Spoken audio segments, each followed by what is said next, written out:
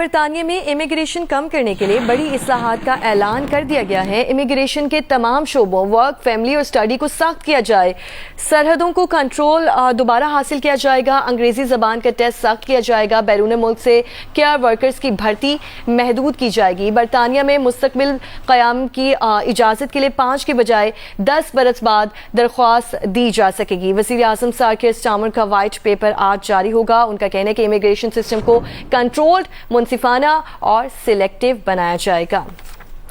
اس سے متعلق ممتاز ماہر تعلیم اظہر علی عابدی ہمارے ساتھ موجود ہیں۔ سر بہت شکریہ آپ کے وقت کا۔ اظہر صاحب کہیے گا، برطانیہ کی جانب سے امیگریشن کے لیے اصلاحات کا اعلان کیا گیا ہے، سب سے پہلے تو یہ بتائیے گا کہ اس سے برطانیہ میں زیر تعلیم جو اسٹوڈنٹس ہیں ان کو کن مشکلات کا سامنا کرنا پڑ سکتا ہے؟ جی بہت شکریہ۔ جی بالکل، یہ جو وائٹ پیپر ہے بیسیکلی مارچ میں آیا تھا اور پھر اس کی وضاحتوں کے ساتھ کل یہ لانچ ہو گیا ہے، اور ہر ملک کی طرح برطانیہ نے بھی یہ فیصلہ کیا ہے کہ وہ اپنی نیٹ امیگریشن کی طرف دیکھیں، اور اس کے اندر جو لوگ مختلف روٹس سے ویزا لے کے آتے ہیں، چاہے آپ ٹورسٹ کی حیثیت سے جا رہے ہوں، چاہے آپ تعلیم کی حیثیت سے جا رہے ہوں، چاہے آپ اسکل ورکر کی حیثیت سے جا رہے ہوں یا ڈیپینڈنٹ کی حیثیت سے جا رہے ہوں، ان تمام ویزا کی جو روٹس ہیں، جو قسمیں ہیں، ان کو دیکھنے کے لیے انہوں نے یہ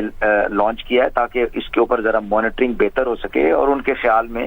اس کو بہتر سے بہتر بنایا جا سکے۔ جیسا کہ آپ نے فرمایا بالکل اسی طرح ہے۔ تعلیم کے حوالے سے یہ ہے کہ جو لوگ یہاں سے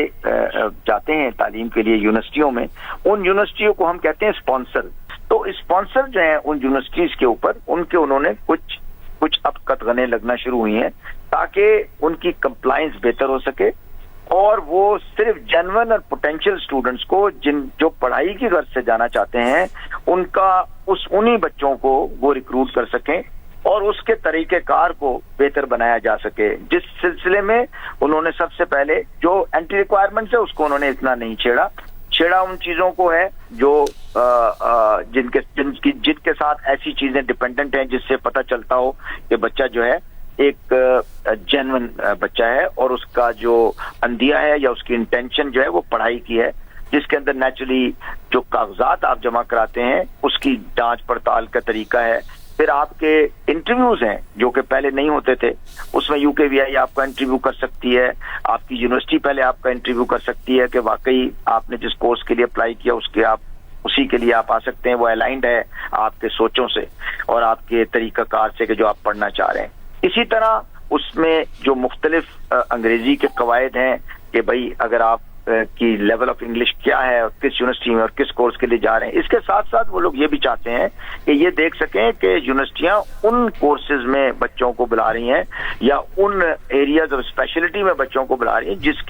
جس کی جاب یا جس میں وہ کنٹریبیوٹ کر سکیں اکانومی آف یونائٹڈ کنگڈم میں، جس طرح ہر ملک چاہتا ہے۔ تو ایک یہ چیز ہے، اور دوسرا بالکل آپ نے صحیح کہا کہ وہ مختلف روٹس کے اوپر دیکھ رہے تھے، اور ابھی جو انہوں نے جو لیٹسٹ کیا ہے وہ یہ ہے کہ اگر آپ اپنا ورک پرمٹ کا مدت ختم کر لیتے ہیں جو بھی آپ کو ملا ہے، اور اس کے بعد آپ اپنی سٹیزن شپ کو 10 سال سے پہلے اپلائی نہیں کر سکتے، پہلے آپ 5 سال سے کر سکتے تھے۔ ایک اور چینج جو انہوں نے کیا ہے جس کو میں مینشن کرنا چاہوں گا وہ تھا گریجویٹ روٹ ویزا، یعنی ہر وہ بچہ، ہر طالب علم جو اپنی گریجویشن برطانیہ میں مکمل کرتا تھا وہ 24 مہینے کے لیے وہاں پہ رہ کر کام بھی تلاش کر سکتا تھا یا کوئی اپنا چھوٹا موٹا کام کرنا چاہے تو وہ کر سکتا تھا۔ اس کی مدت اب کم کر کے 18 مہینے کر دی گئی ہے۔ اور اسی طرح دوسری جو بڑی چینج آئی ہے وہ یہ ہے کہ آپ کو پتا ہے پاکستان میں، دنیا بھر میں یہ جو یونیورسٹیوں کے ایجنٹس ہوتے ہیں یا ایڈوائزرز ہوتے ہیں ان کے اوپر بھی شرائط لگائی جا رہی ہیں کہ اسپانسر جو ہیں ان کے لیے ایک ایجوکیشن کا کوالٹی فریم ورک بنائیں گے، ایک قانون بنائیں گے جس کے تحت وہ ایجنٹس کام کریں گے تاکہ وہ بھی کوئی ایسا اسٹوڈنٹ نہ ریکروٹ کریں جس کا مقصد برطانیہ میں تعلیم لینا نہیں ہے۔ اب میں ٹچ کرتا ہوں اسکلڈ ورکرز کو۔ اسکلڈ ورکر کی جو کیٹیگری ہے جس میں لوگ جاتے تھے